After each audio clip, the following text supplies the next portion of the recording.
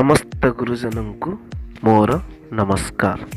आज आम जानवा जाऊे भगवत गीता कौन पर पढ़ा उचित। यही प्रश्न समस्त थाए कहीं जहाँ को भी भगवत गीता पढ़ा कथा कहुए सी केवल बाहाना मात्र करे आ सब तार मन में प्रश्न थाए भगवत गीता कहीं पढ़ो एत पुराण शास्त्र अच्छी कहीं न पढ़ो। तार उत्तर कहुचे भगवत गीतार महिमा अत्यंत अगाध आउ असीम अटे।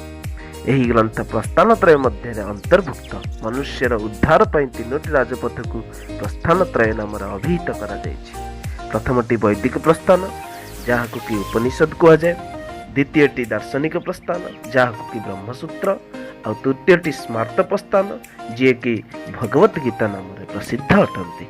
उपनिषद रे मंत्र, ब्रह्मसूत्र सूत्र और भगवत गीतार श्लोक रही किंतु प्रकृत दृष्टि देखा गले भगवत गीतार समस्त वचन साक्षात भगवान द्वारा कथित होता जो से समस्त सार थाए। तेणु सी सूत्र रूप में गणा जाइए भगवान द्वारा उच्चारित होता जो सी मंत्र रूप में गणा जाइछंती भगवान व्यासदेव द्वारा ताहा आबद्ध कराई जो श्लोक मध्य कहुई। तेणु भगवत गीता साक्षात मंत्र सूत्र आउ श्लोकर समन्वय एक महान दिव्य ग्रंथ अटंती। द्वितीय कथा होची भगवत गीता एक अतीब अलौकिक विचित्र ग्रंथ। साधक जेकोसी देश बेश समुदाय वर्ण आश्रम जेउटिकार होता ना कहीं समस्त साधन उपयोगी अटे। कहीं एथिरे कौनसी निर्दिष्ट संप्रदाय मत पथर चर्चा मिले नहीं, कहार निंदा प्रशंसा करा जाए नहीं, बरं वास्तविक तत्वर व्याख्या करा जाइछि जहाँ परिवर्तनशील प्रकृति और प्रकृति जनित पदार्थ सर्वथा अतीत और समस्त देश काल वस्तु व्यक्ति परिस्थिति आदि रे नित्य निरंतर एक भाव रहे ताहा ही वास्तविक तत्व, ताहा ही प्रकृत पारमार्थिक तत्व। पुनः मनुष्य जेउठी और जेपरि रहिछि वास्तविक तत्व सेठी और सेही परिपूर्ण रूप में विद्यमान, मात्र परिवर्तनशील प्रकृति जनित वस्तु व्यक्ति प्रति राग और द्वेष हेबारु ताहा अनुभव हेउनाही। राग और द्वेषरु संपूर्ण मुक्त हेले स्वतः ताहा अनुभव हुए। भगवत गीतार उपदेश अत्यंत अलौकिक। यह उपर अनेक टीका रचित हो सारी और अनेक महात्मा या उपर व्याख्या कर सारी। तथापि संत महात्मा और विद्वान मन में सबुबले आज भी विंश शताब्दी रे मध्य भगवत गीतार नूतन नूतन भाव स्फुरण होउछंती। आज भी जदि मनुष्य बड़ आग्रह और श्रद्धार सहित अध्ययन करे अत्यंत समस्त जाति मत पंथरु अतीत सार्वभौमिक सिद्धांत तत्वर स्फुरण हृदय रे होइଥାଏ।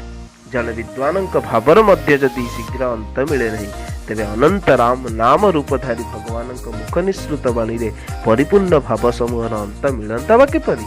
तेणु यही छोट ग्रंथटी एते वैचित्र परिपूर्ण जे निजर वास्तव कल्याण चाहूवा मनुष्य जेकोसी वर्ण आश्रम देश बेश समुदाय होइथिले मध्य यही ग्रंथ को अध्ययन करिवा मात्र रे एथिप्रति आकृष्ट हो जाए। पुणी मनुष्य जदि यही ग्रंथ को स्वल्प मात्रा भी पठन और पाठन करे तथापि ताको निजर उद्धार पाई अनेक संतोषजनक उत्तर समाधान उपाय मिल जाइଥାଏ। प्रत्येक दर्शन अधिकारी भिन्न भिन्न होता, किए तपनिष्ठ होता दरकार, किए वेद पठन रे तत्पर होता दरकार, ताहले जाइकी से शास्त्र पठन पढ़ी पारे। किंतु भगवत गीता एपरी गोटे ग्रंथ जहाँ को कि सबु जाति वर्ण धर्मर लोक पढ़ी पारे।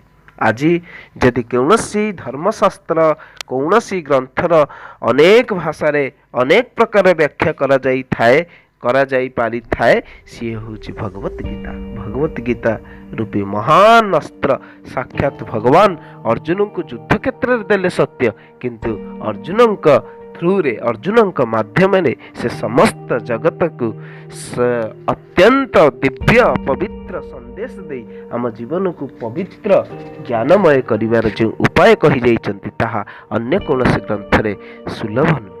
तेणु भगवत गीता अवश्य अध्ययन करवा उचित। कहीं गीता साक्षात भगवान प्रसन्नतारू आसी यार आश्रित ही यह पाठ कले अतीब विचित्र अलौकिक शांति प्रदायक भाव स्फुरित हुए। यह मनोयोग पूर्वक पाठ कले अत्यंत शांति मिले।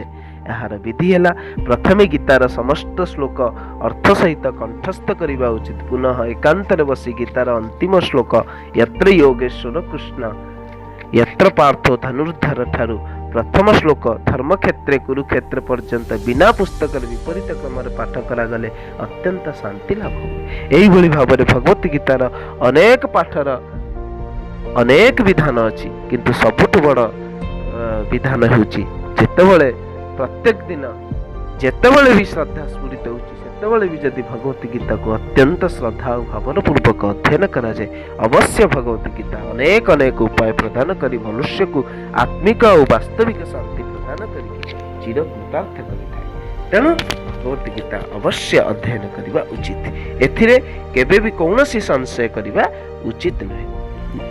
चलंतु आज जदि यही ज्ञान यही तथ्य आपण मानक भल लगी थाए ताहले मोर ई छोटिया चैनल टी को सब्सक्राइब करदेवे।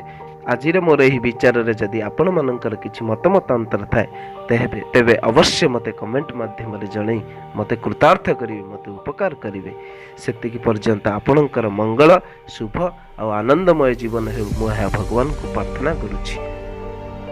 सर्वे भवन्तु सुखिनः।